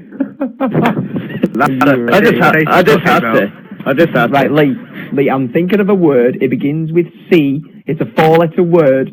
What am I thinking of? Easy. I'm only joking. But here's another question for you, Switch, which I'm only going to ask you because obviously you don't race, you do the streaming, you do all the commentating. But if you had to so far from these first 11 rounds, from what you've seen, what has been your best overtake? It's a really difficult one, though, because there's been that many overall. I mean, I would say, I posted on the forum, I thought Bobbitt's overtake or Rouge down the Camel Straight bus. A lot of people have come out saying that anyone could do it because the slipstream's overpowered. But, I don't know, I'm sticking by my decision on that, because ultimately there was still a free-car issue going into one line at Lake Coombe, which is very much disastrous. I remember when Jenson Button's tyre blew out that time in 2005, and he ended up taking out one of the championship leaders. So it just shows that it's so easy to have a big incident there, and yet both Bobbitt and also, I think it was XRL Stewart, or it might be Ciaro actually, were having a battle with him at the time, managed to all make sure they got out of each other's way. It was fantastic to watch. Yeah, Stu unfortunately was the car that got was overtaken by the pair of us. He stuck to the middle, thought he had it, and I don't think he realised that the pair of us were on either side of him. He's like, I remember him actually in the stream saying something along the lines of, you two just go for it, I'm not getting involved. But I would like to thank you for that, Swish. You know, that's really, really touching that you picked mine. Well, no, I'd say, I mean, it was pretty much art imitating life between Schumacher and Hakkinen back in 2001 at Spa. The only difference being, instead of a lap car, you had another car in the bit of thing. And the fact that in this case, the Ferrari came out on top and not the McLaren. Yeah, exactly. Okay, so, Chris, Manchester Tag, lastly over to you. Your favourite race. I'm going to do a bit of an F1 speed. I'm going to say 2. One of them we thought I get the book out, it's a penalty for him. I don't care if he gets a penalty. One of them that I watched was it has to be Monaco for the F1 division. It was such an amazing race. Everybody was overtaking. Everyone was overtaking at different places. See TRL Button overtaken on the outside of Casino Square. And it was a very entertaining race, and then Swish came at the end. Actually, XRL Button over to Cast. You're thinking, he's XRL Bernie in GP2 at Casino Square. Yeah. Mm-hmm. Oh, I saw him to overtake anyway. But, did it, Raska? Maybe in Raskas then. But the race that I've actually drove in was probably Canada, not just because I won it, but the fact that the driving other drivers had, the fact that I was over 9 seconds behind, managed to pass for the lead around the outside of the final chicane to win the race with 2 laps remaining. It was something that I will always remember in the league. Corner cut. It was caught on streak and did not corner cut. And it was on the outside. You sounded a bit defensive. Very defensive. Check the stream. Taking the stream. Right, yeah, that is basically the last thing that I wanted to talk about. Thank you very much for coming in. Before you finish, I would like to say one thing, and I think I'll say it on behalf of everybody. I want to thank XRL Bernie for everything that he's done so far. For this I mean, it is unfortunate he has decided he is stepping down as obviously in control of this league. He will be passing on his role to whoever he decides. If anyone is interested in the job, just let him know, give him your opinion, say what you can bring to the league. But I think from all of us here and from everyone on the stream, everyone within XRL would like to thank him for everything that he's done. So thanks, Bernie. Hashtag thanks, Bernie. Definitely. And there's Chris just being retarded. Everyone clap. Well, it's hardly a surprise. No, we all knew it was coming anyway. He didn't mention it earlier on in the season. It was just a matter of time, really. That's all it was. But as I said, thanks, Dan. Drink on you. If I had a drink, but I don't. And I'm pretty sure that whoever does take the role of Bernie will do an equally best job for carrying on the leagues, and I do hope it does carry on. Well, it is a question for all you here. I mean, of the people who are actually doing this tonight, which one of you is throwing your hat in your ring? I already have done, and Dan's already said he nearly wants to pick me to do it. I'd have no problem with that personally. I mean, I've heard from, Dan and I spoke last week on the phone.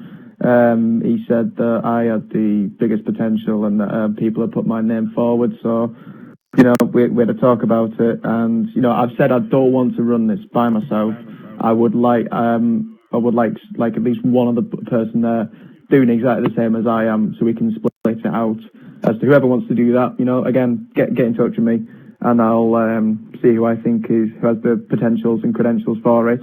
But as I said, I still want to keep Dan involved in the league. I've asked him to, because he's done so much for us all throughout these past however many years it is, and now that we're on to our 8th season. So yeah, he's still going to be playing a main role in what he does. He's just not going to. He's just going to be sat in his bum basically. He just won't do as much as what he is. Oh dear. Well, yeah, I'm glad you did mention that, because I forgot, because I wasn't concentrated. Yeah. Just notification to all the viewers. I will probably do another end of season review when this is all finished, done and dusted, after all the playoffs has gone, just before we move over to F1 2014, if it's still on 360 or next gen. It's interesting, actually. Quite a few people on the stream are saying, they've been waiting a very long time to announce it, and you're absolutely right. They have been waiting a long time to announce it.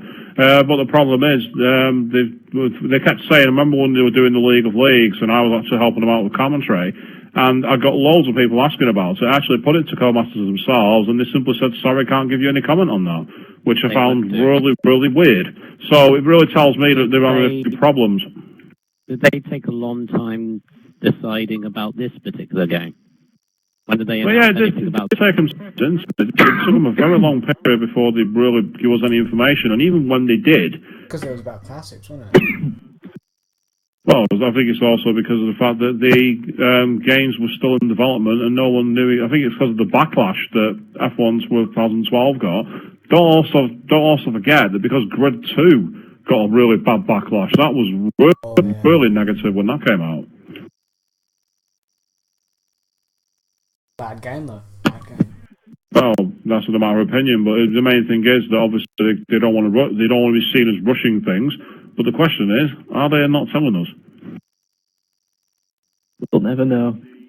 They're keeping their cards close to their chest. Exactly.